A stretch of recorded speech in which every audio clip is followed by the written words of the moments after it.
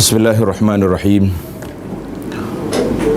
Alhamdulillahi rabbil alamin, wassalatu wassalamu ala rasulihil amin, nabiyyina Muhammad wa ala alihi wa sahbihi ajma'in. Allahumma 'allimna ma yanfa'una wa zakkirna ma nasina wanfa'na bima 'allamtana wa zidna ilma. Wala haula wala quwwata illa billahil aliyil azim, wa ba'd. Sambungan pelajaran kita dalam kitab Mukhtasar Minhajul Qasidin, ringkasan jalan orang yang menuju kepada Allah Azza wa Jalla. Kita telah masuk ke dalam bab yang ke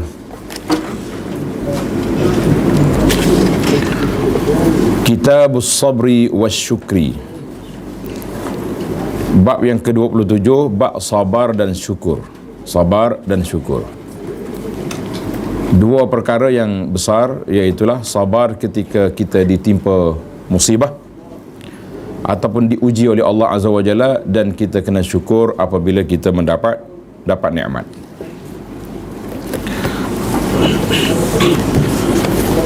Dalam terjemahan ini muka surat 564.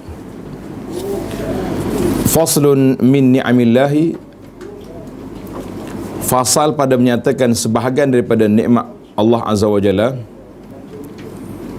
iaitulah proses makan. Kita nak makan ni, nak makan tu kena ada benda makanan dulu, satu. Lepas ada benda makanan, kita boleh makan ke tak? Sekarang ni ramai orang berpantang, betul tak? Dia ada orang pantang sungguh, tak boleh makan. Ada orang pantang jumpa, makan belaka. Ada juga lah gitu. Jadi ada dua. Sekarang ni kita ada dua pantang. Pantang betul-betul, itulah hak doktor suruh pantang tu pantang. Pantang satu lagi ni pantang jumpa ni. Rasa ni pun ramai juga lagi. Benar? Insya. Jadi hak pantang jumpa ni lain pula dia punya sabarnya, dia punya syukur dia lain sikit darjat dia. Perkara yang kita nyatakan tadi adalah sebahagian daripada nikmat Allah yang banyak, yang sidi lepas itulah. Kita telah kategorikan kesihatan tubuh sebagai salah satu nikmat yang berada pada kedudukan yang kedua. Maknanya kita ni sihat tubuh badan tu nikmat yang kedua. Jika kita ingin menyelusuri kesemua faktor yang menyempurnakan nikmat tubuh badan, nescaya kita tidak akan terdaya. Tak mampu kita nak hitung semua sekali. Namun begitu, kita ambil contoh makan sebagai salah satu sebab yang mendatangkan kesihatan. Ini makan tu untuk kita jadi sihat. Di sini kita akan menyebut secara ringkas beberapa proses yang menyempurnakan agenda pemakanan yang berlaku secara teratur dan sempurna. Biar makan betul-betul. Daripada himpunan nikmat-nikmat Allah menciptakan kepada kamu alat untuk merasa dan alat untuk bergerak mendapatkan makanan. Dua alat. Dia panggil alat rasa dan juga alat untuk bergerak. Lihatlah kepada urutan hikmah kebijaksanaan Allah Ta'ala dalam mencipta deria manusia yang 5. Kesemuanya merupakan alat untuk mendapatkan sesuatu. Jadi kita punya hawas deria kita ni ada 5. Pertamanya ialah al-lamsu, dia panggil. Bahasa Arab kata al-lamsu, deria sentuh. Kita sentuh, iaitu deria pertama yang diciptakan untuk segala jenis kehidupan. Selemah-lemah kemampuannya ialah dapat merasai apa yang disentuhnya. Sememangnya ia lebih sempurna jika dapat merasa perkara yang jauh.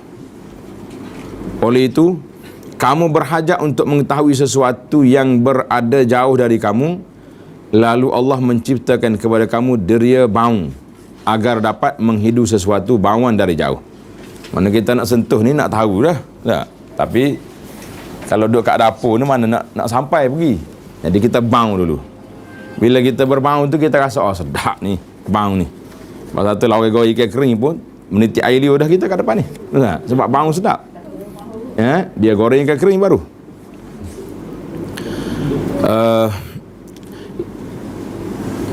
Walaupun begitu, kamu masih tidak mengetahui arah mana bau itu datang. Untuk itu, kamu terpaksa berpusing-pusing mencari arah bau yang kamu hidu sehingga kamu menemuinya. Dan kemungkinan juga kamu langsung tidak dapat menemuinya. Kerana itu, Allah menciptakan bagi kamu deria penglihatan untuk melihat apa yang jauh dari kamu, menyebabkan kamu dapat mengetahui arahnya dan pergi kepadanya dengan tepat. Jadi kita mula dengan sentuh. Sentuh ni kena dekat baru boleh. Kemudian bau. Bau pun tak tahu mari daripada mana. Mata tengok. Sekiranya Allah Ta'ala menciptakan deria ini sahaja kepada kamu, pasti tetap berlaku kekurangan kerana kamu tidak dapat menggunakan deria tersebut untuk mengetahui apa yang ada di sebalik dinding atau tabir. Boleh jadi musuh yang mahu bertindak ke atas kamu hanya terpisah daripada kamu oleh sehelai tabir saja. Lalu dia dapat menghampirimu sebelum tersingkatnya tabir tanpa kamu menyedarinya, menyebabkan kamu tidak sempat lari darinya. Oleh itu Allah Ta'ala menciptakan bagi kamu deria pendengaran sehingga kamu dapat mendengar bunyi apabila berlaku sesuatu pergerakan di belakang tabir tersebut. Ini bunyi ni pendengar kita dengar pula. Berapa dah? Berapa deria dah ada? 4 dah. Semuanya itu masih belum mencukupi. Seandainya kamu tidak mempunyai deria rasa yang elok, yang dapat mengenal pasti apa yang sesuai kepada kamu dan apa yang akan memudaratkan kamu. Ini berbeza dengan kejadian pokok. Jadi selesailah kita, cukup dah 5. Dia panggil al-hawas. Al-hawas ni panca indera kita. Ini berbeza dengan kejadian pokok. Oleh kerana dia tidak mempunyai deria rasa, ia akan menyerap apa sahaja cahaya yang disiram pada umbinya. Dia letaklah apa sahaja pun dia ambil belaka. Disebabkan tidak mempunyai deria rasa, kadang-kadang ia boleh menyebabkan mati kekeringan kerana menyedut racun dan seumpamanya. Kita racun pun dia sedut juga. Cuma bila sebut bab pokok ni, ada satu soalan yang menarik. Pokok ni macam mana kita nak tahu dia duduk depan ke belakang? Macam mana nak tahu? Siapa dia boleh jawab ni kemah? Kita kata ni, pokok ni depan ke belakang? Siapa boleh tahu? Nanti akhir jawapan, fikir dulu. Kita tak boleh jawab cepat-cepat, dia mudah lupa. Biar dia fikir dulu, baru dia mudah nak tahu depan ke belakang.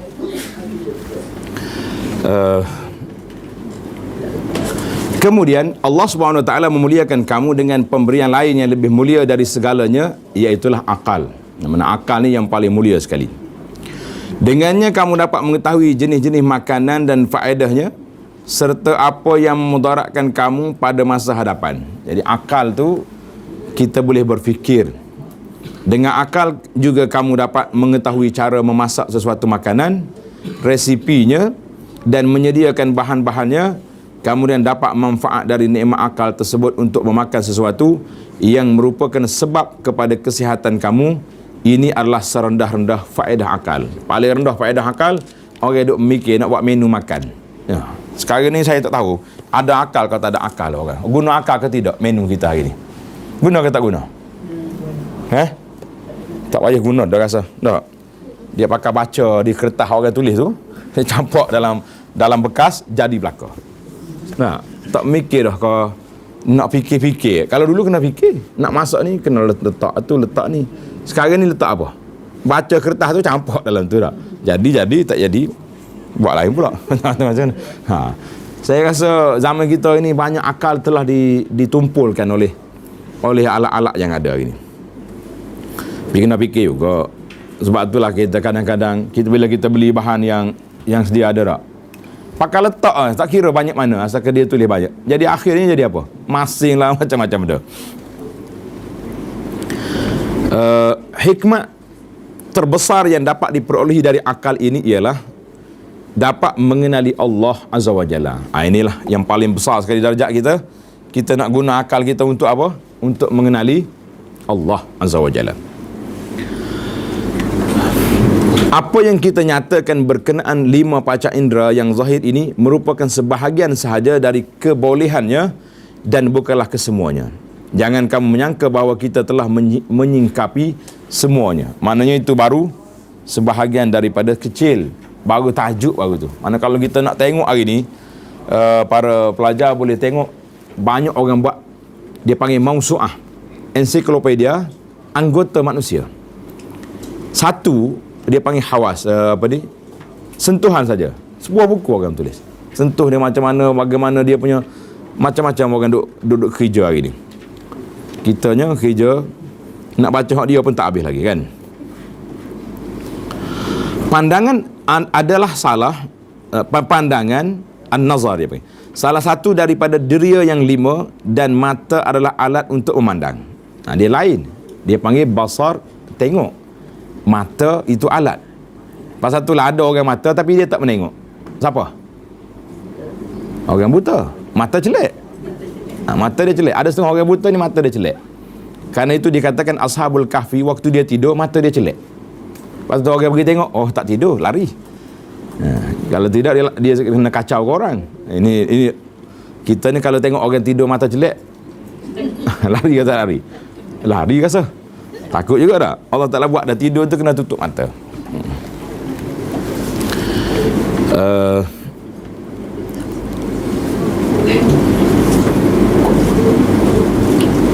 Jadi pandangan salah satu, mata tu daripada 10 lapisan. Mata ni ada 10 lapisan. Cuba tengok. Ambil cermin tengok mata. Sebahagiannya merupakan lembapan-lembapan dan sebahagian lagi adalah selaput yang berbeza-beza. Setiap satu dari 10 lapisan ini mempunyai sifat, rupa, bentuk, keadaan, fungsi dan susunannya tersendiri. Sekiranya rosak salah satu lapisan itu atau salah satu sifat yang ada pada mana-mana lapisan, akan rosaklah penglihatan tersebut dan para doktor tidak akan mampu merawatnya. Zaman dululah. Tapi zaman kita sekarang ni, kalau rosak boleh ditukar. Dia panggil lasik. Saya pengalaman buat lasik dulu. Memang tak ada pengalaman. 10 minit saja. Nak kata pengalaman apa, keluar daripada tu tengok rakaman yang video yang kita buat, baru kita nampak, oh banyak cerita rupanya. Dia korek mata kita, dia tukar selaput. Boleh. Dalam masa 10 minit. Boleh buat. Allah SWT beri kepada teknologi yang ada pada hari ini. Ini hanya pada satu deria. Coba bayangkan pula pada deria pendengaran dan juga deria-deria yang lain. Semua nikmat dan hikmat deria ini sebenarnya tidak mampu dicatat dalam buku walaupun berjilid-jilid, apatah lagi untuk mencatatkan kesemua nikmat yang ada pada seluruh tubuh manusia. Satu je. Tak, kalau kita ambil satu nikmat, rasa saja. Macam mana dia punya perbincangan, panjang sekali. Karena itulah hari ini ahli-ahli perubatan diberi tugas menjaga kawasan masing-masing. Tahu tak? Doktor-doktor pakar ni, dia pakar satu ya. Pakar otak, pakar lidah, gigi. Dia tak turun dah bawah dia. Ada orang tu, kawan saya, dia bahagian usus. Dia kata, mu tengok dada, tak boleh. Itu orang lain dah kata. Pasal dia fokus, sempit kepada ilmu dia, setakat tu je. Maknanya kalau dia pergi belah hak lain tu, mungkin dia pun jadi tak pandai juga. Kerana, ni, Tuan Syekh dia kata, kalau nak kira satu-satu, memang berjilid kitab pun tak selesai. Betul sungguh apa yang dia kata ni. Ditulis zaman dia ni, bila zaman dia ni? Tuan Syekh kita ni mati bila? Mana sekarang ni sudah berapa ratus tahun selepas dia tulis ini, memang tepatlah apa yang dikatakan itu.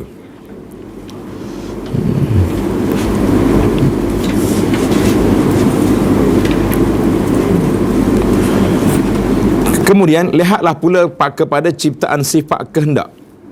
Dia panggil kehendak ni maknanya iradah. Kehendak, al-iradah. Dan upayamu, kudrat. Dia kena tulis ikut Arab. Iradah, kan kita belajar adalah sifat iradah. Kudrat, iradah ni. Serta alat kelengkapan anggota untuk bergerak bagi menyampaikan kamu kepada nikmat-nikmat tersebut.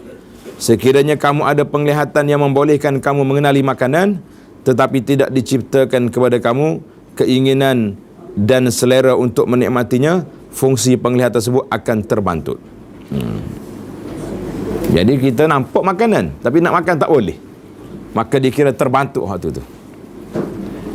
Berapa ramai pesakit yang melihat makanan yang dihajatinya tetapi tidak mampu untuk memakannya kerana tidak mempunyai selera.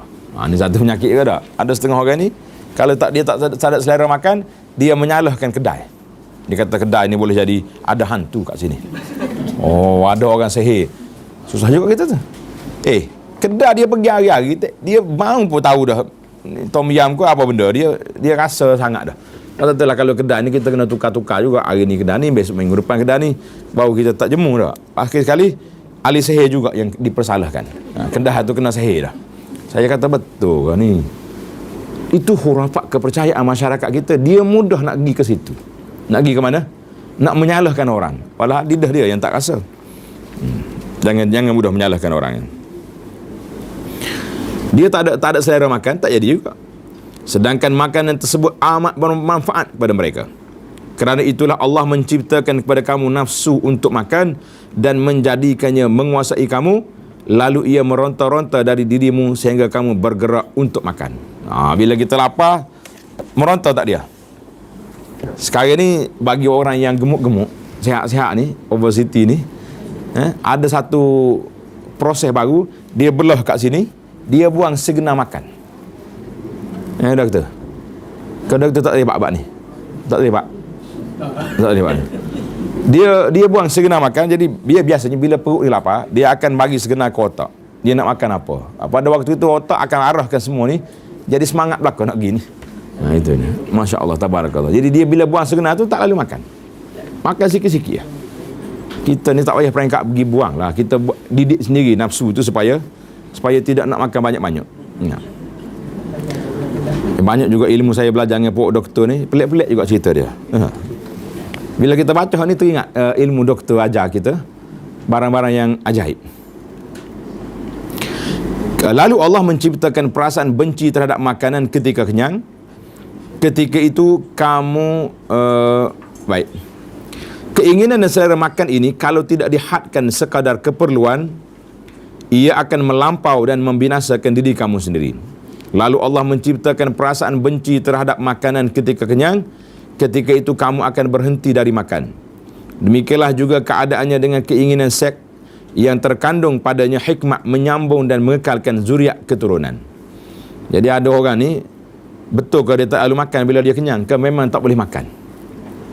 Ada setengah orang itu bukan tak lalu, tak boleh makan dah, penuh dah, sampai ke halkum dah dia punya makanan. Nak proses tu pula letih. Seterusnya diciptakan bagi kamu anggota yang merupakan alat untuk bergerak bagi mendapatkan makanan lainnya. Contohnya kedua tangan yang terdiri daripada sendi yang banyak untuk bergerak ke pelbagai arah. Boleh menghulur dan membengkok ketika tidak seperti sebatang kayu yang lurus dan kaku. Kalau tangan kita tak bergerak ni, macam mana nak buat? Kemudian Allah menciptakan kepada tangan yang lebar yang dikenali dengan tapak tangan yang dibahagikannya kepada 5 bahagian, iaitulah jari jemarinya. Kelima-lima ini diciptakan berbeza kadar panjang dan pendeknya. Macam mana kalau jari kita sama belakang, sama tinggi? Comel tak comel? Tak boleh nak pegang dah. Kalau dia buat gitu lebih, Masya Allah, tabarakallah.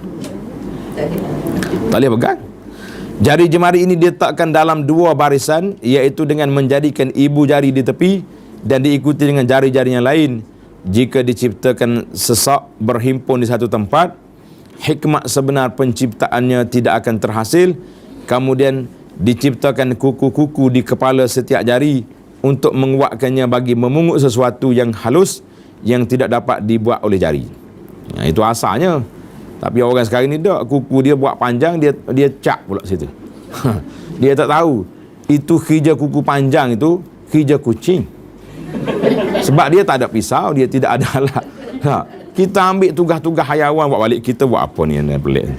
Ini saya bila baca bab hayawan ni, kadang-kadang manusia ni telah mencabar hak-hak asasi animal. Katakanlah kamu mula mengambil makanan dengan tangan.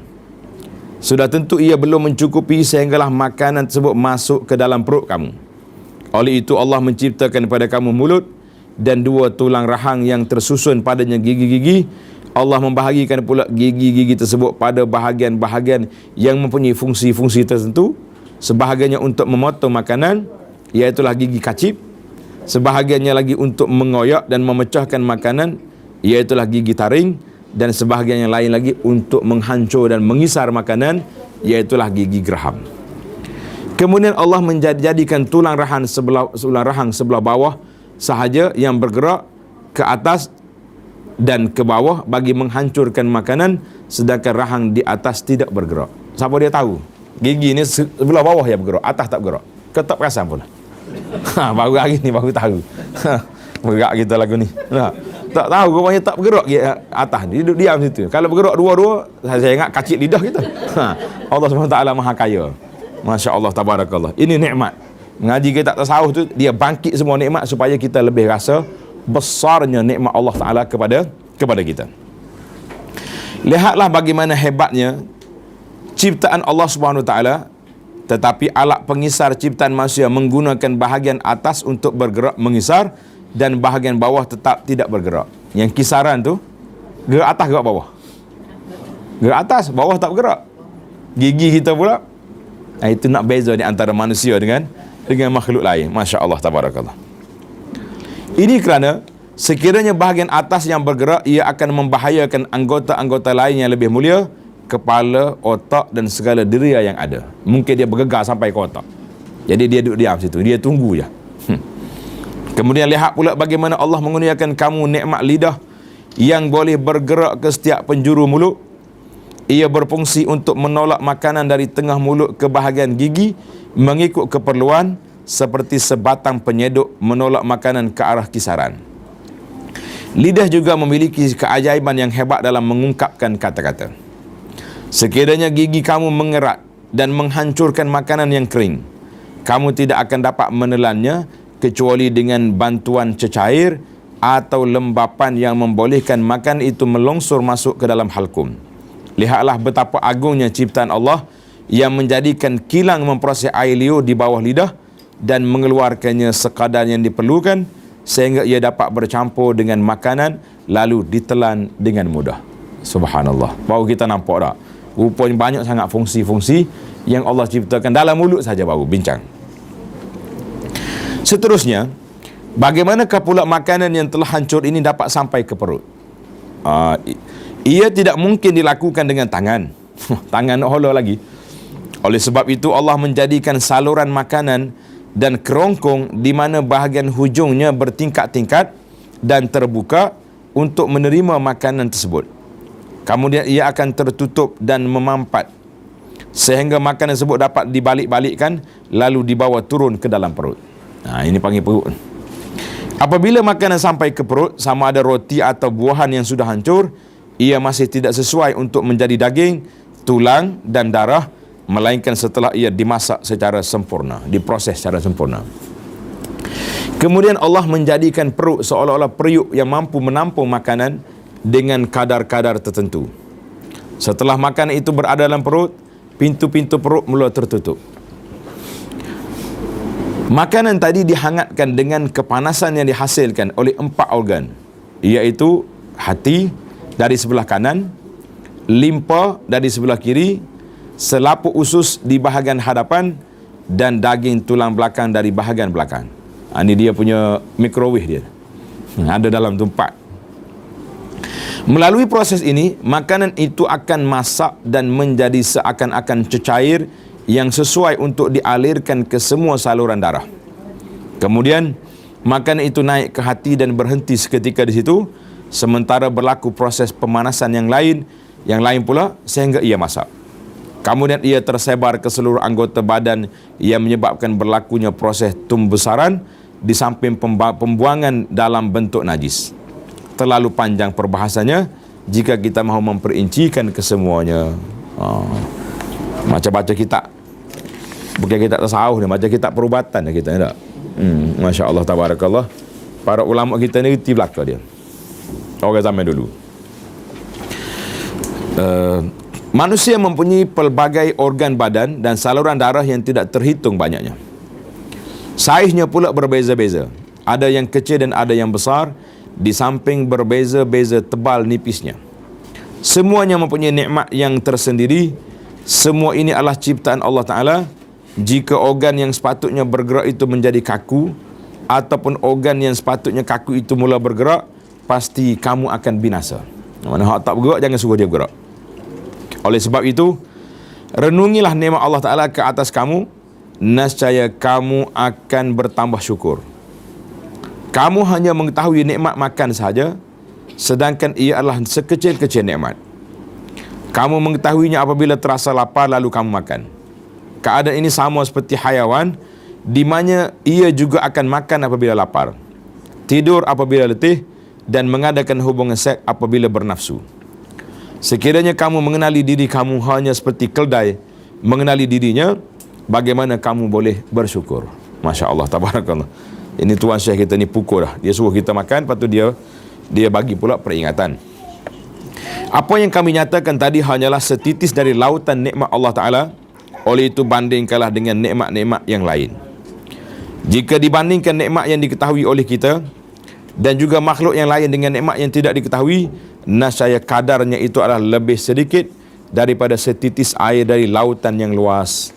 Sebagaimana firman Allah Ta'ala, wa in ta'uddu ni'matallahi la tuhsuha. Dan jika kamu menghitung nikmat Allah Ta'ala, nescaya lemahlah kamu nak menentukan bilangannya. Surah Ibrahim ayat 34 dan surah An-Nahli ayat 17. Maknanya Allah Ta'ala bawa dua kali ayat ini kepada kita supaya kita nak hitung tak boleh. Tapi adakah kita tak perlu hitung? Itu soalan. Tanda situ. Allah kata apa? Nak hitung nikmat tak akan terdaya. Bukan makna kita tak boleh hitung. Kena hitung juga. Barulah kita dapat apa? Dapat rasa syukur. Banyaknya. Hari Jumaat saya pergi melawat ke IJN. Dia orang ni kadang-kadang dia tanya nak pergi mana, kata nak pergi IJN. Orang terkejut dah. Sakit apa? Dia tak tahu kita nak pergi IJN tu nak pergi melawat ziarah ya. Ya, tapi orang duk ingat bila pasal juga nak pergi penjara, ustaz masuk penjara. Semua orang terkejut. Ustaz masuk penjara. Dia masuk penjara pergi berdakwah, bukan di penjara kan. Kena beza ya. Jadi dalam IJN tu saya telah dibawa melawat ke kawasan-kawasan pembedahan dan sebagainya. Kita tengok sebelum khutbah Jumaat. Jadi di antara isi yang kita baca sama dengan apa yang kita bincang di sini. Allah Ta'ala sebut dalam Quran, wa fi anfusikum afala tubsirun. Kepada diri kamu, apakah kamu tak tengok? Dalam pemerhatian yang anda tengok, daripada kepala kita sampai kaki, doktor sudah boleh cek belakang dah. Betul tak? Ada doktor belah kepala tengok pendarahan, orak putus dan macam-macam dia boleh. Yang belah dada, belah jantung, semua sudah belah. Artinya tidak ada rahsia lagi makhluk ini kepada ahli-ahli perubatan, semuanya sudah tahu. Tapi mereka lemah satu perkara. Apa dia lemah? Yang ada dalam wafi anfusikum. Tuhan sebut anfusikum itu adakah diri fizikal ataupun dalam jiwa kita. Kalau diri kita semua orang tahu dah. Puan-puan boleh tahu. Kalau kita doktor pakar, tak. Suami boleh dapat suami, awak bawa pergi ke tempat belah jantung dia tengok. Dia ada fikir orang lain ke tidak? Tak nampak. Kerana itulah kata di para ulama ketika menafsirkan ayat ini, mereka mengatakan di antara kelemahan manusia, kita tak boleh nak kesan apa yang ada dalam diri manusia, mana dalam hati nurani manusia. Tak boleh kesan. Yang boleh tahunya siapa? Allah Azza wa Jalla saja tahu, kemudian pemilik diri itu tahu. Sebab tu kadang-kadang kita duduk dengan orang, saya setia dengan awak, betul tak? Tidur sebantal, betul tidur sebantal, tapi fikiran dia duduk kat lain. Berlaku ke tidak lagu tu? Yang berlaku lah. Yang tak berlaku tu kata Alhamdulillah, nikmat Allah Ta'ala banyak. Jadi kesimpulan kitanya, nikmat yang Allah Ta'ala beri ini sangat banyak. Kita semua yang ada dalam diri kita sudah dikenal pasti oleh ahli-ahli perubatan, tapi mereka tak boleh nak kesan hati manusia itu betul jujur atau tak jujur, ikhlas atau tak ikhlas. Hanya Allah yang menilainya. Kemudian pemilik hati itu sendiri yang membuat penilaian. Baik, kita berpindah kepada tajuk yang lain, faslun fi ajaibil aghziyah wal adwiyah. Fasal pada menyebut tentang keajaiban aghziyah, makanan dan ubat-ubatan.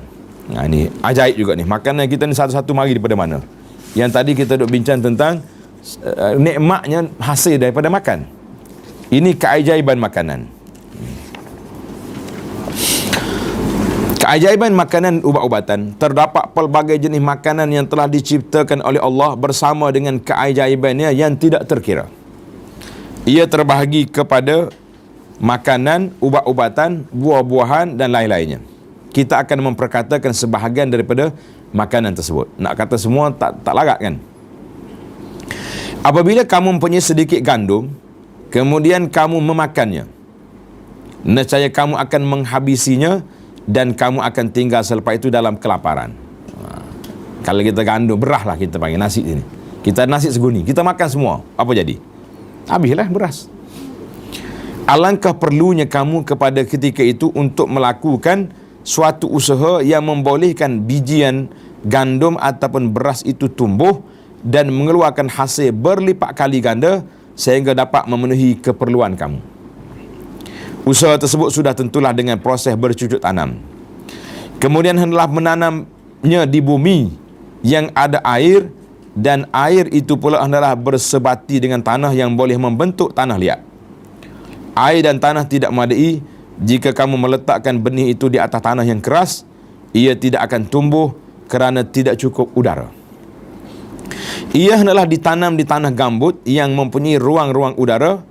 Udara pula tidak akan bergerak dengan sendirinya, tetapi memerlukan angin yang menggerakkannya dan memacunya dengan kuat di atas muka bumi sehingga ia dapat menembusinya.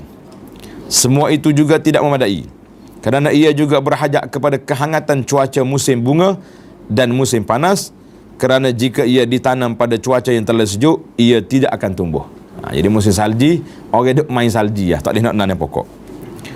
Kemudian lihatlah bagaimana Allah menciptakan air yang diperlukan oleh tanaman ini. Allah mengalirkannya dari mata air atau sungai. Apabila ada sebahagian tanah tinggi yang tidak dapat menikmati aliran air tersebut, Allah mengirimkan kepadanya awan mendung dan ia bergerak ke seluruh pelosok bumi melalui tiupan angin dengan izin Allah Azza wa Jalla. Awan mendung tersebut mengandungi air yang kemudiannya turun ke bumi sebagai hujan yang lebat mengikut keperluan. Hei, kita tengok rasa pelik tak pelik? Satu sebuah awan yang bawa air tu berapa tan satu-satu awan? Kuat tak kuat? Semua ini kuasa Allah Azza wa Jalla, angin yang bawa dia.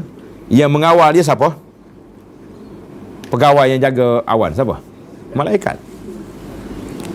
Bila bunyi guruh di langit berdetung, takut tak takut kita? Kenapa kita takut?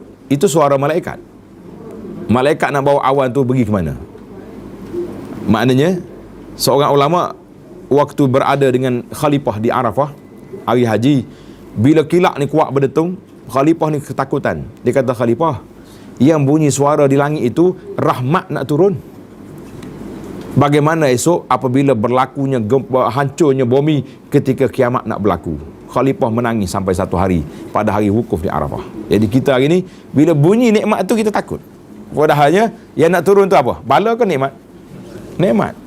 Cuma kita sekarang ni nikmat yang Allah Ta'ala beri kita lepas ke longkang, parit, nikmat syarikat air yang kita tunggu. Bila air tak ada, apa jadi? Sehari dua ni mengamuk tak ada air. Allah Ta'ala hantar mari air, awak hantar ke mana air tu? Seolah-olah kita ni tak bersyukur dengan apa yang Allah Ta'ala beri. Hujan mari, campur dalam longkang. Air hujan tu bersih ke tak bersih? Bersih. Satu cerita, menarik cerita ni. Seorang ni berjalan. Dia tengok awan gelap di langit. Dia berjalan. Dia tengok tiba-tiba dia dengar suara dalam awan. Cakap. Dia kata, bawa air ni ke kebun fulan. Sebut nama. Awan tu berjalan terus, tak berhenti di tempat yang dia berhenti tadi. Dia pergi. Si laki-laki ni ikut berjalan sampai hujan turun di situ. Bila turun, dia pun tengok ada seorang pakcik sedang duduk menyangkut, duduk bataskan air. Dia pun pergi. Assalamualaikum. Pakcik nama sekian. Dia sebut nama yang dia dengar dalam awan tadi. Ajaib. Dia sebut nama. Engkau siapa? Mari panggil aku nama. Kita bukan ada Facebook zaman dulu. Boleh check dulu kan nama siapa tak. Tengok dulu dia punya biodata. Ada. Apa nama dia? Dia kata, mana kau tahu nama aku? Dia kata, aku dengar awan, suara dalam awan cakap bawa air ni ke kebun fulan. Rupanya tuan lah fulan. Apa tuan buat sampai begini malaikat diarahkan bawa air? Dia kata, aku tak ada apa. Habis sayanya bila keluar hasil tanaman, saya bagi 3. Satu bahagian saya makan dengan family. Satu bahagian lagi saya sedekah untuk pakai miskin. Satu bahagian lagi saya simpan untuk dijadikan benih. Nah, tengok benih tu kena ada cerita. Tuan-tuan dan para jemaah boleh tengok dalam YouTube Abu Anas tu, cari playlist dia, tajuk di bawah tajuk kisah benar dari Nabi sallallahu alaihi wasallam. Banyak cerita pelik-pelik. Kalau kita dengar, kadang-kadang benda yang tak masuk akal ada. Tetapi oleh kerana riwayat itu sahih daripada Nabi sallallahu alaihi wasallam, kita terima. Jangan duk pula orang tak masuk akal yang pelik-pelik. Waktu saya di IGN, saya tanya, ada tak orang boleh hidup tanpa jantung? Doktor kata tak mungkin. Kalau jantung terbalik ada. Kan jatuh dari kiri, dia pusing duduk belah kanan. Ada. Kita test ini tak bunyi. Tak ada jantung, dia kata orang ni. Rupanya ada dia di belah ni. Dia sembunyi kat sini. Itu berlaku. Tapi orang langsung tak ada jantung, berat. Sekarang ni ada orang mendakwa dia tak ada jantung. Jantung dia beri kepada Nabi SAW. Jadi dia, tapi dia, orang lagu ni telah ditabarkan sebagai wali besar. Masya Allah. Saya kata tak apalah, dia wali tu yang percaya tu pelik. Jadi ahli-ahli IGN pun pening nak cari mana jantung dia tu pula, nak hantar balik. Masya Allah. Tengok air, keperluan air tadi. Mana kita lihat pula bagaimana Allah menciptakan seterusnya, renungilah bagaimana Allah Ta'ala mencipta bukit yang menakung air. Pelik tak? Bukit ada air. Kita duduk mikir air ni mesti duduk di dalam sungai, dalam kolam. Tapi air duduk atas bukit. Terpancar darinya mata air secara berperingkat. Seandainya ia mengeluarkan air sekaligus, nescaya sesebuah negara itu akan tenggelam, sebagaimana berlaku pada kita tahun 2014 dulu. Tu mari sikit baru tu. Baru buka pait lebih sikit lah. Kalau kita naik kapal terbang, cuba tengok tepi laut, tepi sungai besar, berapa jaraknya orang buat bangunan tu dengan laut tu? Sikit lah. Maknanya Allah Ta'ala kalau dia hantar mari ombak lebih daripada biasa, 3 meter, 4 meter, habis tsunami lah jadi. Itu dipanggil Masya Allah, Tabarakallah. Allah SWT ni buat mengikut standard yang cuma sekali-sekala dia lepas lebih sikit, nak suruh manusia tu sedar juga 2-3 hari, lepas tu tak ingat balik kan. Manakala tanaman dan benda-benda lain akan musnah dengan sebab air tersebut. Lihat pula bagaimana Allah menciptakan matahari. Walaupun diletakkan jauh dari bumi, ia dapat memanaskan bumi pada setengah masa dan tidak pula pada setengah masa yang lain. Dengan itu terhasillah cuaca panas dan cuaca mengikut keperluannya. Mana kalau panas sentiasa dunia ni, apa jadi? Kering terus. Lepas tu dia ada musim bunga, musim sejuk, musim hujan. Seterusnya lihatlah bagaimana Allah mencipta bulan sebagai pelembab. Bagaimana dia menjadikan matahari sebagai pemanas. Bulan adalah faktor yang menentukan buah menjadi masak dengan kehendaknya. Yang maha bijaksana lagi maha mengetahui. Setiap bintang yang dicipta di langit mempunyai faedahnya tersendiri, sebagaimana terciptanya matahari dan bulan. Setiap darinya mempunyai hikmah tertentu yang tidak mampu dihitung oleh manusia, seperti mana juga hikmah dari penciptaan matahari dan bulan. Apabila semua makanan tidak dapat diperolehi di setiap tempat, Allah Ta'ala mempermudahkannya melalui golongan peniaga. Masya Allah. Peniaga ni kerja dia duk pikul ke makanan untuk hantar ke kita. Betul tak? Betul. Kita kadang-kadang duk fikir, rasa nak makan buah tamar, separuh masak yang muda. Mana ada buah tamar sini? Pokok sebatang 2 je ada. Tak, sekarang ni sudah sampai di Malaysia. Buah tamar muda yang kuning tu, yang bertangkai tu. Berapa harga dia? RM89 100 gram. Wah, berapa ringgit kalau kita nak makan? Tapi boleh lah. Ambil sebiji 2, jadilah tu. Kan dia nak rasa ya, dia bukan nak kenyang. Jadi manusia ni akan bertukar melalui peniaga. Allah jadikan mereka bersungguh-sungguh untuk mengumpulkan harta, sekalipun harta tersebut pada kebiasaannya tidak dapat memenuhi segala kemahuan mereka. Mungkin suatu ketika harta mereka musnah bersama kapal yang tenggelam ataupun dirompak di pertengahan jalan. atau mereka menemui ajal di negara lain lalu hartanya menjadi milik pemerintah negara tersebut. Jika nasibnya baik, harta tersebut akan diwarisi oleh pewaris mereka, sedangkan boleh jadi pewaris mereka juga adalah musuhnya yang paling kuat sekiranya mereka tahu. Boleh jadi berlaku. Hari itu kita dah ceritakan seorang korporat ahli peniaga mati tak ada waris tu. Berapa seorang dapat? Seorang dapat berapa juta? 115 juta seorang. Lihatlah bagaimana Allah memberikan mereka harapan dan juga kelalaian. Mereka sanggup bersusah payah mencari keuntungan dengan merentasi lautan, merempuh bahaya, membawa makanan-makanan dan pelbagai jenis keperluan dari timur maupun barat kepada kita. Hari ini tuan-tuan nak makan Arab, ada kedai Arab. Nak makan Eropah, ada belaka. Pergi kat kedai masing-masing, sudah ada di sana. Keperluan kita dicukupkan oleh peniaga-peniaga yang bawa barang. Kita cuma bawa duit je. Alhamdulillah. Manusia yang tidak mensyukuri nikmat Allah disebabkan faktor kejahilan dan kelalaian. Dengan kejahilan dan kelalaian, mereka tidak dapat mengetahui nikmat-nikmat. Syukur terhadap nikmat akan terhasil setelah seseorang mengetahuinya. Jika mereka mengetahui nikmat pun, mereka menganggap bahawa syukur mari dengan hanya menuturkan ucapan Alhamdulillah dan syukur kepada Allah. Saya tambah lagi, buat kenduri kesyukuran. Habis haji tu tak? Saya buat kenduri kesyukuran dah Ustaz. Habis. Sedangkan mereka tidak mengetahui bahawa makna sebenar mensyukuri nikmat ialah menggunakan nikmat tersebut untuk tujuan asal penciptaannya, iaitulah ketaatan kepada Allah Azza wa Jalla. Kita ada nikmat, kita guna nikmat kepada tempat yang diarah oleh Allah Azza wa Jalla. Kelalaian terhadap nikmat Allah berpunca daripada beberapa sebab. Tanda sini. Apa sebab dia? Sebab dianya, salah satu antara sebab tersebut adalah kejahilan cara menggunakannya. Mereka tidak menganggap apa yang diperolehi dan dirasai oleh seluruh manusia sebagai satu nikmat daripada Allah Azza wa Jalla. Oleh sebab itu, mereka tidak bersyukur terhadap semua nikmat yang kita nyatakan sebelum ini, kerana nikmat tersebut diberikan kepada semua manusia dalam semua keadaan. Orang yang kafir, yang Islam, yang tak ada agama, boleh tak boleh nikmat? Semuanya dapat belaka kan? Apabila seorang itu melihat dia tidak mempunyai sifat yang istimewa berbanding orang lain, dia menganggap tiada nikmat pada dirinya. Kamu mungkin tidak pernah melihat orang yang bersyukur pada Allah kerana udara yang dikurniakan, walaupun mereka tahu sekiranya mereka tercekik dan tidak dapat bernyawa walaupun sekejap, nescaya mereka akan mati.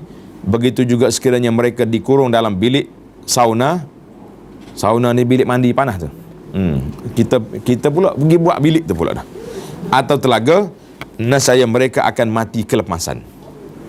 Jika mereka diuji dengan perkara-perkara sebegini, kemudian dia terselamat, barulah mereka akan menganggapnya sebagai satu nikmat dan akan bersyukur dengannya. Ini adalah kemuncak kejahilan.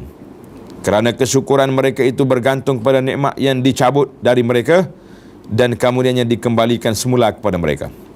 Sedangkan mereka patut mensyukuri nikmat yang dikurniakan kepada mereka dalam semua keadaan. Kamu tidak dapati seorang yang celik akan bersyukur dengan penglihatannya, melainkan setelah dia menjadi buta dan kemudiannya dapat melihat semula. Na'udzubillah lah. Jangan sampai peringkat itu. Patutnya kita syukur awal-awal lagi tak? Jangan tunggu nanti buta celik pula baru nak syukur nikmat. Tak ada.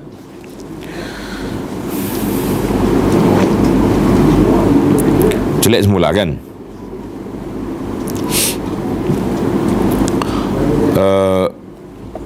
Dalam keadaan ini barulah dia menyedari bahawa matanya itu merupakan suatu nikmat.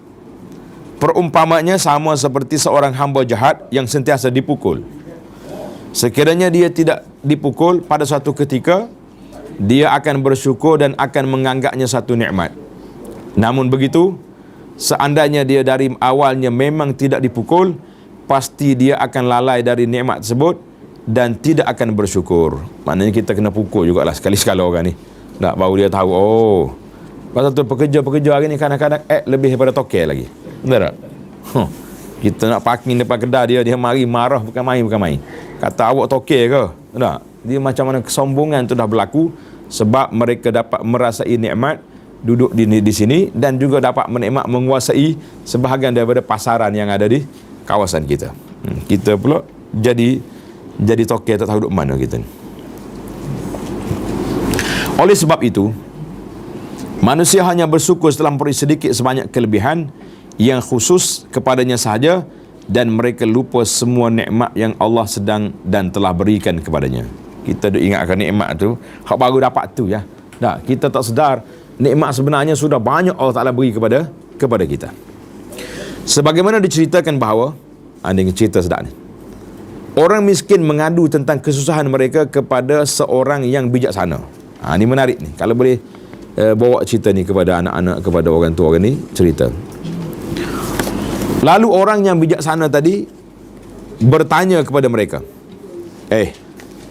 adakah kamu akan gembira sekiranya kamu buta dan kamu diberikan 10,000 dirham? Buta matamu, ambil 10,000. Dia menjawab tidak. Ditanya lagi kepada mereka, adakah kamu akan gembira jika kamu bisu dan kamu diberikan pula 10,000 dirham lagi? Jawabnya tidak. Ditanya lagi, adakah kamu akan gembira jika kedua tangan dan kaki kamu dipotong tetapi kamu diberikan pula 20,000 dirham? Jawabnya tidak. Ditanya lagi kepada mereka, adakah kamu akan gembira jika kamu menjadi gila tetapi kamu diberikan lagi 10,000 dirham? Jawabnya tidak. Lalu dikatakan kepada mereka, tidakkah kamu merasa malu mengadu kepada Tuhanmu sedangkan kamu masih meminjam barangnya yang bernilai 50,000 dirham? Manakala kita nak buat nilai yang kita ada, banyak tak banyak? Yang Allah Ta'ala dah beri kepada kita ni cukup banyak.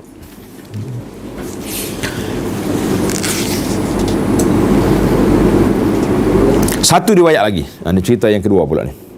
Bagus cerita ni. Dia cerita pengajaran dia panggil. Satu riwayat lagi menceritakan bahawa terdapat seorang lelaki yang hidupnya terlalu miskin sehingga dia merasa sempit untuk hidup. Satu ketika dia bermimpi seolah-olah ada seorang berkata kepadanya, apakah engkau suka sekiranya aku lupakan dari engkau surah Al-An'am dan engkau akan diberi 1,000 dinar. Dia ni hafal Quran tapi miskin kan. Hakmu hafal tu lupa, ambil duit. Dia jawab tidak. Lalu ditanya lagi, surah Hud? Jawabnya tidak. Surah Yusuf? Jawabnya tidak. Lalu dikatakan kepadanya, kamu mempunyai harta bernilai 100,000 dinar tapi kamu masih lagi mengadu. Lalu dia terjaga dari mimpi dan pagi itu dia menjadi seorang yang amat ceria. Biar dia sedar kan.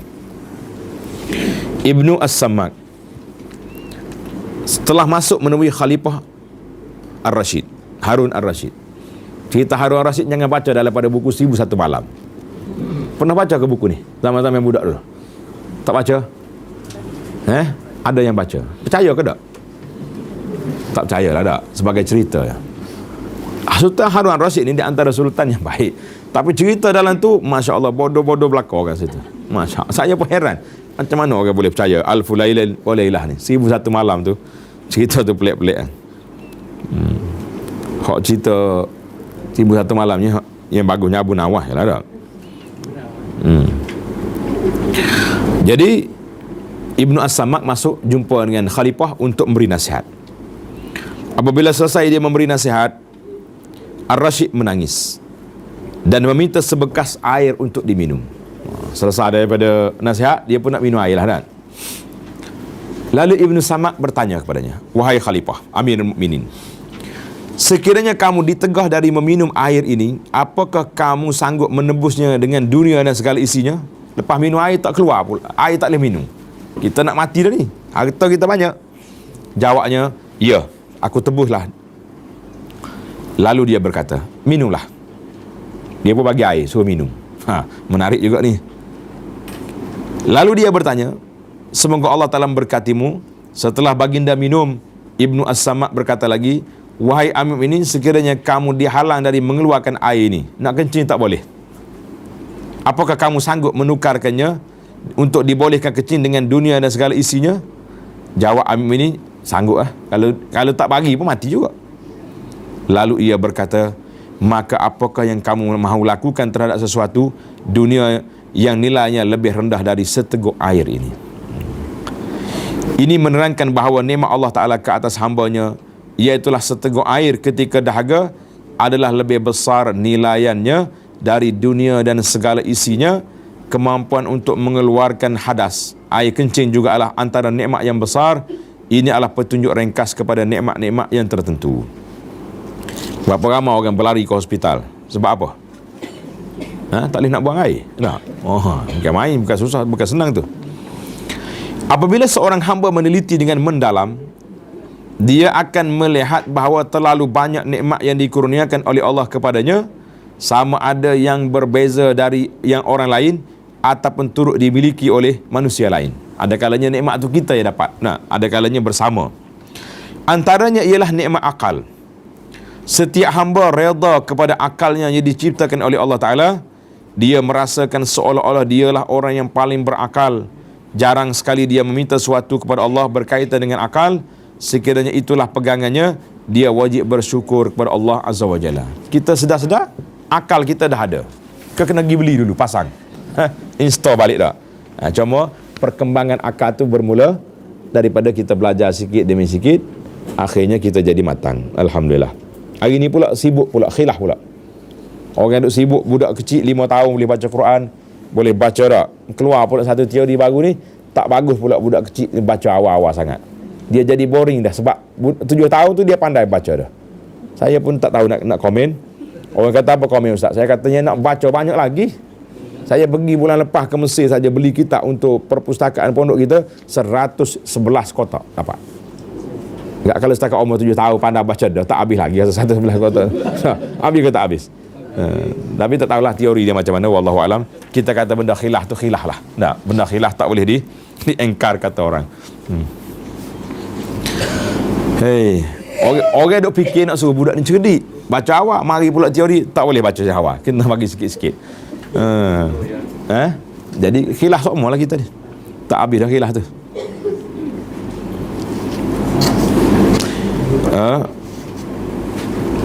Antaranya juga ialah akhlak. Ini besar, tulis kat tepi kitab tu, akhlak. Setiap orang yang melihat orang lain punya akhlak yang buruk, ia dibencinya, sedangkan dia tidak punya sifat-sifat tersebut, dia hendaklah bersyukur kepada Allah kerana mengelokkan akhlaknya dan menguji orang lain dengan sifat yang tersebut. Kita tengok orang buat tak baik, jangan kutuk dia. Ada dalam hadis, tengok dalam perisai Muslim tu ada, alhamdulillahillazi afani mimma ibtalak. Bila tengok orang tak baik, kita kata alhamdulillah, Allah Ta'ala selamatkan kita daripada bala yang Allah uji kepada orang tu. Jangan pula kita duk kutuk dia, tengok dia ni perangai tak baik, kita alhamdulillah kita kata. Kalau kita boleh nasihat dia, silakan. Kalau tak nasihat, kita doakan dia jadi orang yang baik.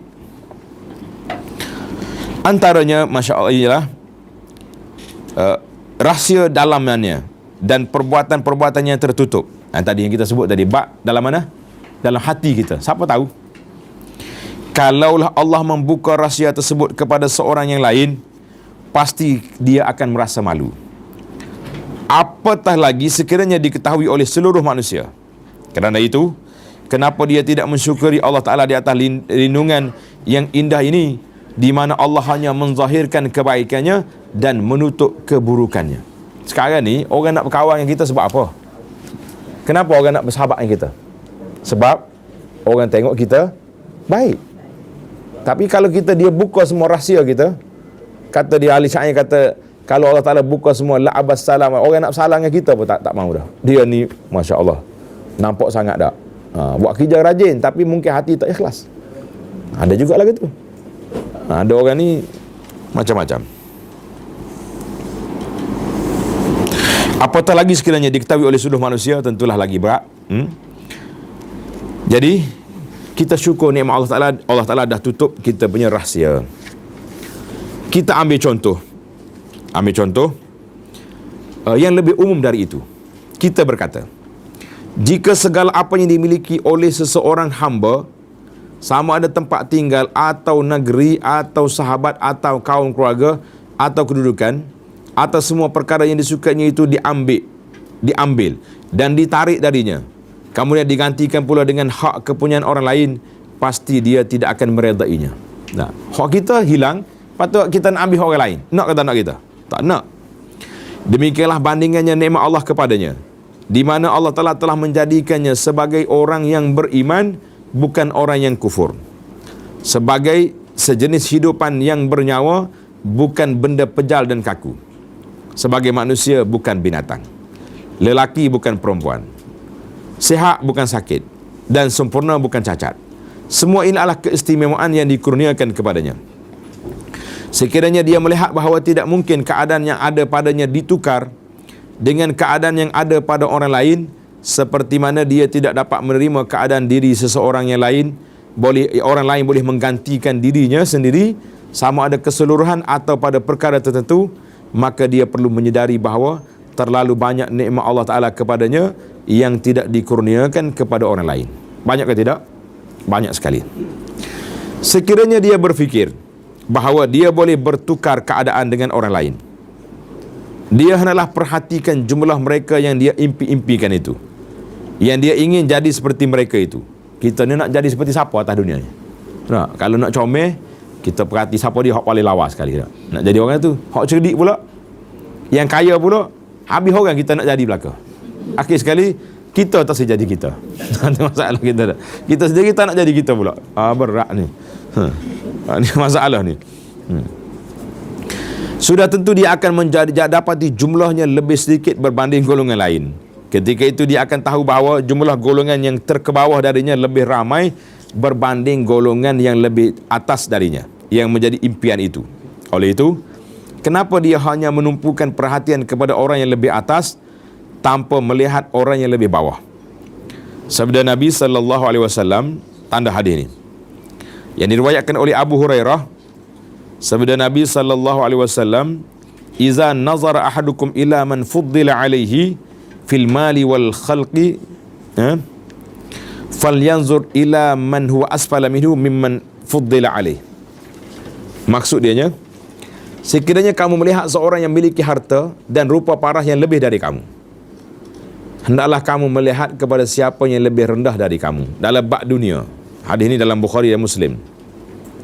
Dalam bab perkara dunia, kita jangan tengok orang lebih, kita tengok orang bawah pada kita. Dalam hadis Tirmizi pula, unzuru ila man asfala minkum ila akhiri, hendaklah kamu melihat kepada siapa yang lebih rendah dari kamu. Bukan rendah saiz ni, namun hidup mahir buku saiz pula, saiz tak kira. Dan jangan kamu melihat kepada siapa yang lebih tinggi, kerana ia lebih menyedarkan kamu agar tidak memandang rendah dan kecil terhadap nikmat Allah ke atas kamu. Betul tak? Kita sekarang ni nikmat kita banyak ke sikit? Hei, duit semua tak habis nak makan. Kau habis makan duit. Pasal apa tak habis? Sebab duit orang tak makan. Kalau tidak tak cukup juga satu beg tu sekali kunyah yang habis. Nah, duit kita dalam satu beg, tapi Masya Allah besar tak? Sekali dengan kad bank dia kunyah lagi. Yang nasib baik tak dia makan dah. Ini bah. Jadi tanda situ, tulis kat tepi kitab. Dalam perkara keduniaan, kita tengok je orang bawah kita, supaya kita lebih bersyukur. Tapi dalam perkara ibadat, jangan tengok orang bawah. Saya solat dah duha 3 kali seminggu. Kawan saya langsung tak solat pula. Dia pandai kot tu, berasa warak benar dah dia tu tak? Oh, saya ni pergi solat Jumaat, pergi dah 2-3 kali seminggu pergi. Nak banding dengan jiran sebelah tak pergi langsung. Dalam bab ibadat, jangan tengok orang bawah, kita kena tengok orang yang lebih atas, baru kita lebih semangat. Sesiapa yang mengambil iktibar dari dirinya sendiri dan merenung tentang kelebihan yang dimilikinya, dia akan dapati terlalu banyak nikmat Allah Ta'ala ke atasnya. Terutamanya apabila dikurniakan kelebihan iman, Al-Quran, ilmu, sunnah, masa lapang, kesihatan, keamanan dan selainnya. Banyak dah tu. Kita nak senarai kat sini pun tak habis-habis dah. Nikmat kita sihat walafiat, alhamdulillah. Diriwayatkan dalam sebuah hadis. Riwayat dia apa dia guna riwayat? Sebabnya ada hadis, siapa yang baca Quran dia adalah orang yang kaya. Tengok hadis riwayat Ibnu Adi dalam kitab Al-Kamil, dan sanad dia dhaif. Sebab tu dia guna, patutlah penterjemah ni cerdik, dia guna diriwayatkan. Kan untuk kaedah ulama kata kalau hadis tak sahih kita kena kata ruya. Dan lafaz yang lain, Al-Quran itu adalah kekayaan. Tidak ada kefakiran selepas memilikinya dan tiada kekayaan tanpanya. Tak ada kekayaan tanpanya. Hadis ini juga dhaif.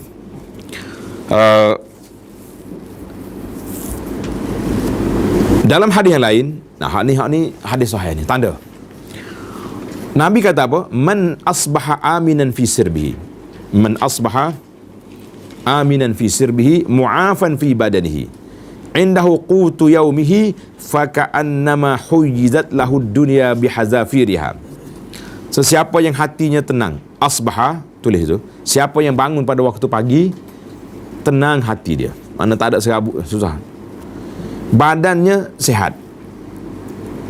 Bangun waktu pagi, hatinya tenang. Tubuh badannya sihat. Bila dia kata sihat apa ustaz? Sakit ni, sakit sikit ya, kan? Sihat lagi nak banding orang sakit. Dan memiliki makanan harian yang cukup. Nabi tak kata makanan untuk sebulan, dia kata makanan hari tu. Tengok orang dulu punya fikir, dalam bab makan dia tak fikir nak kumpul sebulan. Kita ni duk fikir nak kumpul berapa lama nak makan. Nabi kata apa? Faka'annama huyizat lahu dunya bihazafiriha, seolah-olah dia telah memiliki dunia dan seluruh isinya. Masya Allah. Kaya tak kaya kita? Hari ni miskin ke kaya?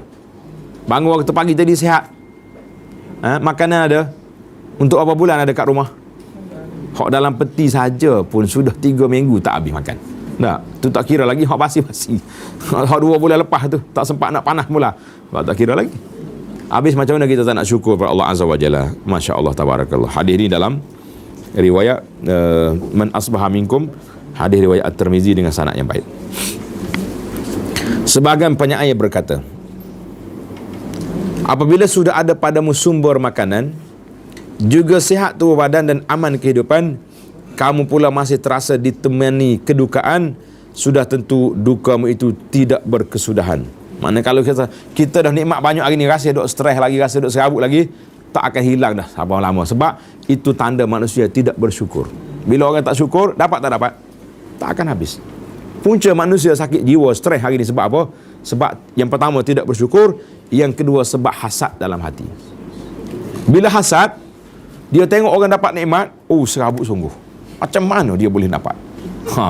Dia terlupa kepada, ni dalam kitab kita sebut nanti, dia terlupa kepada Allah dah tulis rezeki orang tu daripada dalam perut mak lagi.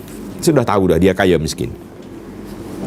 Seandainya ada orang bertanya, apakah rawatan bagi hati yang lalai dari mensyukuri nikmat Allah Ta'ala? Macam mana kita nak rawat hati kita ni? Jawabnya, kepada hati yang terang bercahaya, dia sentiasa menyedari setiap nikmat yang dikurniakan kepadanya. Jadi kalau hati itu bercahaya, dia akan ingat nikmat Allah Azza wa Jalla kepada dia. Manakala hati yang bodoh pula, la ilaha illallah, baru dia bagi ni, dia kata wa amal qulub al balidah. Betul terjemahan. Balik tu makna bodoh, tak cerdik. Dia hanya menyedari setelah ditimpa bala musibah, baru dia tahu, aku dulu dalam nikmat yang besar. Tapi nikmat tu ada tak lagi? Tak ada dah lah. Orang seperti ini hendaklah sentiasa melihat keadaan orang yang lebih rendah dari dirinya. Seterusnya dia hendaklah mengikut jejak langkah sebahagian orang terdahulu. Mereka pergi ke rumah-rumah sakit untuk melihat pelbagai penyakit orang lain, dan selepas itu mereka perhatikan pula kesihatan dan keselamatan yang diri mereka kecapi. Kita kena banyak pergi ziarah orang sakit, baru kita rasa kita nikmat.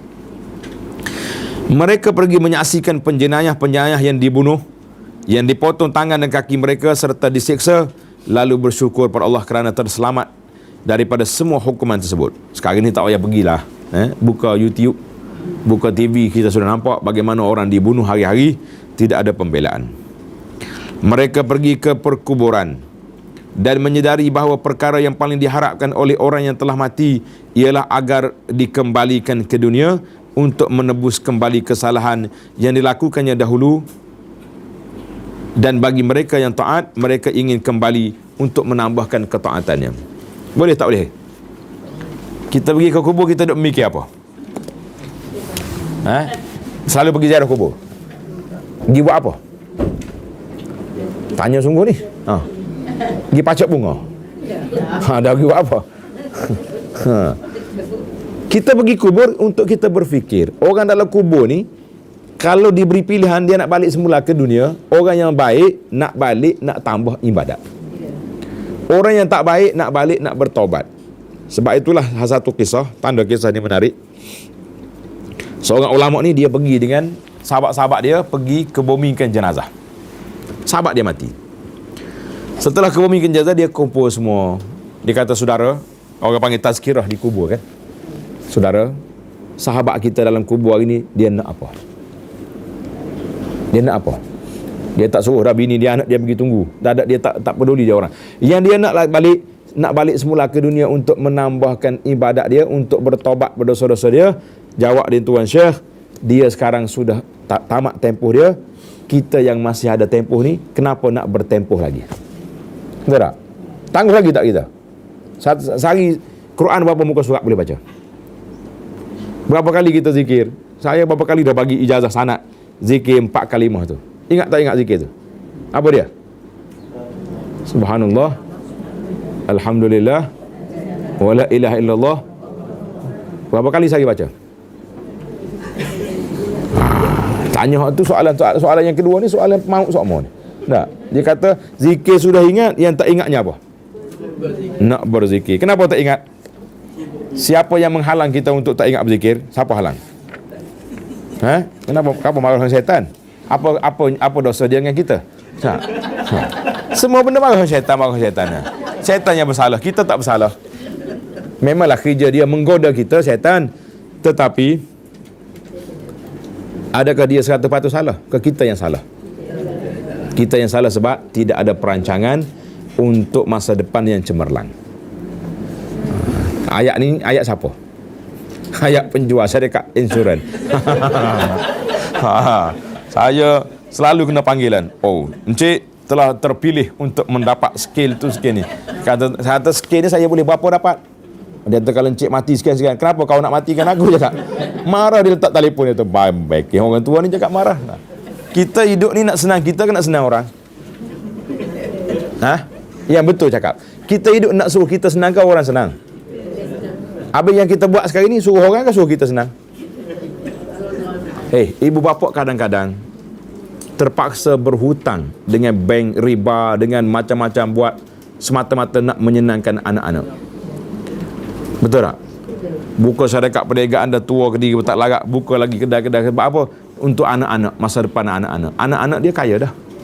Rezeki masing-masing sudah ada. Tuan-tuan kena ingat, kalau kita buat benda yang tak baik, yang haram atas dunia, kita seorang bergeluman dengan malaikat dalam kubur, isteri dengan anak-anak atas dunia menikmati harta yang ditinggalkan. Siapa cerdik? Anak-anak lah cerdik. Dia duk hasut mak ayah dia suruh, butang lagi mak, butang lagi bapa, buat banyak-banyak. Kita dengan malaikat yang bergeluman dengan malaikat dalam kubur, anak-anak kita yang kita tinggal atas dunia ni semuanya menikmati hasil peninggalan kita, sementara mereka mati pula. Jadi kita kata, orang yang cerdik siapa dia? Orang yang banyak tengok. Kita pergi kubur, ini tujuan kita pergi kubur. Jadi hari ini saya bimbang, kubur tidak lagi menjadi tempat keinsafan. Sebab apa? Sebab kubur telah dibangunkan dengan binaan yang besar-besar. Besar-besar tak kita? Cantik punya. Buat marmar, buat apa? Kita buka kitab fiqh mazhab Syafi'i, buka kitab hadis, larangan-larangan, tak ada siapa peduli. Kita pula yang larang ni kena dimarah oleh orang. Ustaz apa ni macam ni punya cakap? Macam dia tak nak mati dia cakap. Dia kata kalau mati saya duduk kat dalam, bukan duduk dalam rumah yang awak buat tu. Kecuali di Mesir. Dengar cerita di Mesir. Kita nak pergi tak? Kalau kita buat pergi ramai-ramai ni pergi, pergi buat lawatan sekali di pesta buku Mesir. Mesir ni rumah dia, kubur dia beli siap dah. Satu family dia beli tanah kubur. Dan dia buat bangunan atas tu. Buat bangunan. Ada orang duduk atas kubur, mengikut kawan-kawan kita di Mesir lebih kurang 1 parlimen duduk atas kubur saja. Luahnya kawasan tu. Bawah tu baru kubur. Ada pintu masuk bawah.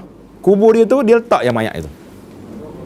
Kalau ada orang lain pula pergi letak pula sebelah. Gitu ya dia. Sebab tanah tu untuk satu family dia beli.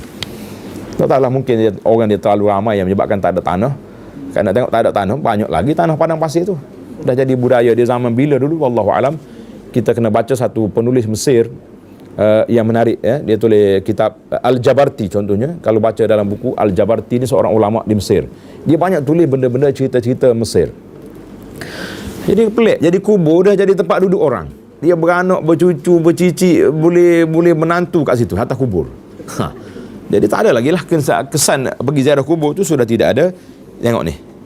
Saya cukup menarik di sini. Para jemaah tanda situ. Orang dalam kubur, dia nak balik semula ke dunia sebab apa? Sebab nak menambahkan amalan dan nak menambahkan nak bertaubat daripada kesalahan.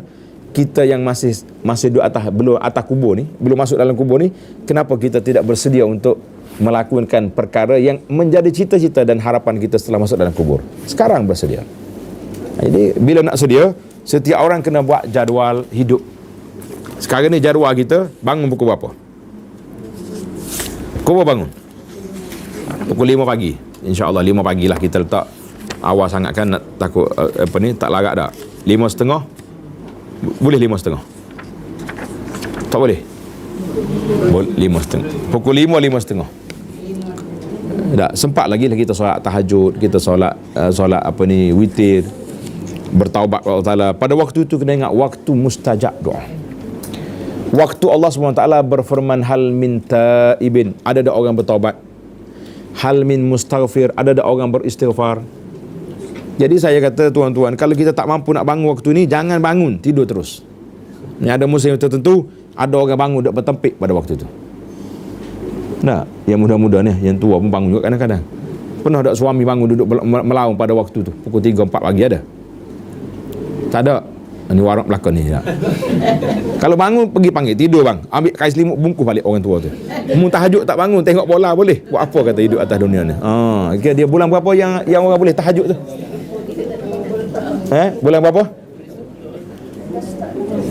Mana tahu kita bulan berapa? Saya tak aja bangun. Tak tahu belakang orang sini. Alhamdulillah nikmat.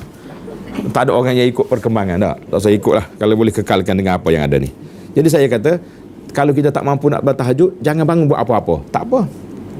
Jangan buat maksiat. Maksudnya tak usah buat. Ada rekod kita kosong yang tidur. Bila dia tidur, rufi'al qalamu, dalam hadis, bila orang tu tidur, diangkatkan pen. Panel tulisan tu diangkat. Jadi sesama masalah kita, alhamdulillah para jemaah sekalian. Jadi kita jangan sampai menyesal dia. Kemudian kita selepas solat subuh, kita masuk pula waktu zikir pagi.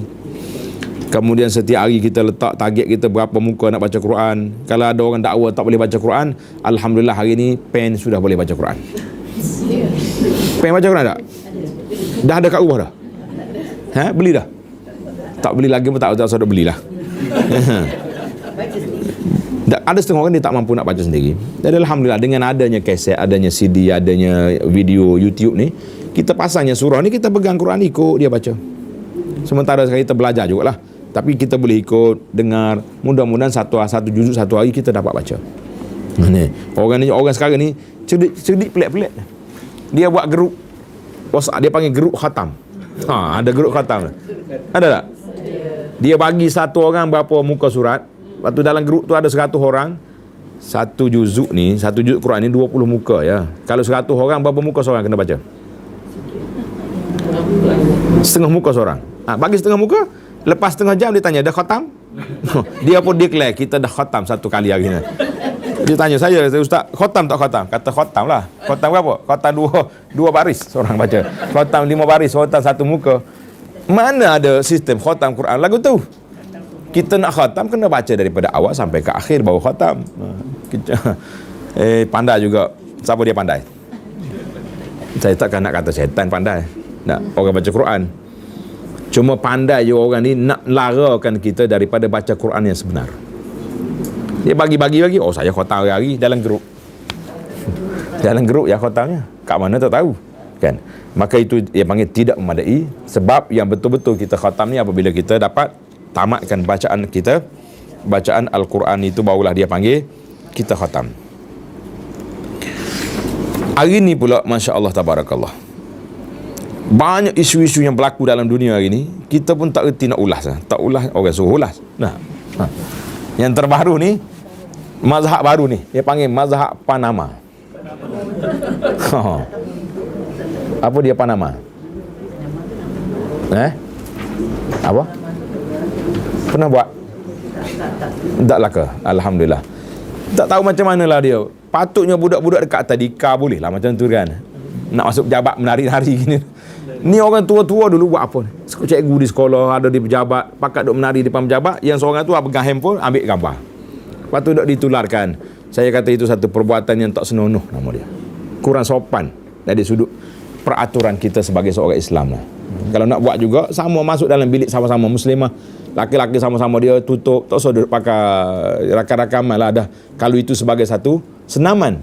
Tapi kalau dak buat di pejabat dengan uniform pejabat membuat macam budak duduk di tadika ya, dia punya PA-nya, kita kata itu memalukan masyarakat. Dan saya pun tak tahu masa depan apa nak jadi dengan masyarakat kita yang pelik-pelik makin hari makin duk ikut orang. Tak usah. Jadi minggu ni dua isu yang besar berlaku. Satu dia panggil tarian Panama tadi. Yang keduanya ada satu kawan pergi ziarah tempat yang dia tak pernah pergi. Mana? Tak tahu cerita. Babi masuk masjid. Bukan tempat dia pergi. Jadi dah ada orang buat kartun, dia kata babi itu bercakap. Dia kata aku tengok tak ada orang, aku mari. Berat juga macam. Tak. Kita ni kadang-kadang duk mikir pelik-pelik ada. Babi seolah-olah macam dia perli kita senang. Yalah, kita tahulah dia sesat, tapi kena tembak juga dia sesat pun. Patut dimaafkan sebab dia sesat. Kita kalau salah masuk jalan no entry, cakap dengan polis saya ni, mari dari kampung ni, kena saman tak saman? Tak kena saman tak? Dimaafkan. Bahkan dia pula tolong hantar kita keluar. Tak apalah, dah tembak biar ke dia lah. Tapi yang saya nak catanya, betapa sindiran yang dibuat oleh babi itu besar. Dia tengok orang tak ramai di masjid, dia mari. Saya ingat kalau orang ramai, dia berani tak masjid mari. Janganlah marah pula orang masjid tu. Yang penting bagi kita para jemaah sekalian, isu-isu yang berlaku dalam suasana kita hari ni, banyak pengajaran yang patut kita buat. Banyak pengajaran yang patut kita ambil. Sekarang ni timbul isu kelahi pula, khilaf pula di kalangan ustaz-ustaz ni nak menyelesaikan masalah tu. Ada kata tukar kapek, ada kata pergi basuh dengan air bomba, pakai selut, ada macam-macam tak. Kita kata itu satu pencambahan ilmu lah. Sekurang-kurang kita boleh tahu babi itu ada khilaf di kalangan ulama.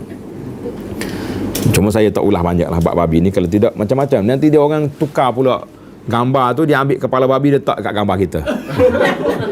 Budak-budak lah ni jangan main. Oh, dia tak ada adab betul. Bab khilaf-khilaf ni tak boleh pakai betul. Ingat satu masa dulu isu coklat dulu yang kata ada lemak babi kan. Jadi ustaz kita ni bawa hukum, bukan hukum coklat tu. Hukumnya dia panggil masalah istihalah. Apa dia istihalah? Masalah pertukaran bahan itu kepada kimia, kepada yang kalau kita nak korek cari memang tak akan jumpa. Oh, ustaz yang bercakap tu telah dibabikan. Dia ambil gambar babi, letak ustaz ni. Ustaz ni boleh makan babi, cakap. Subhanallah, kita ni tak ada perkiraan, tidak ada akhlak, tidak ada adab. Sebab apa? Bila kita sudah kehilangan, hilang apa? Hilang kita punya adab dan akhlak. Jadi tamatlah perbincangan kita. Subhanakallahumma wa bihamdika asyhadu an la ilaha illa anta astaghfiruka wa atubu ilaih. Wa sallallahu ala nabiyyina Muhammad wa ala alihi wa sahbihi ajma'in walhamdulillahi rabbil alamin.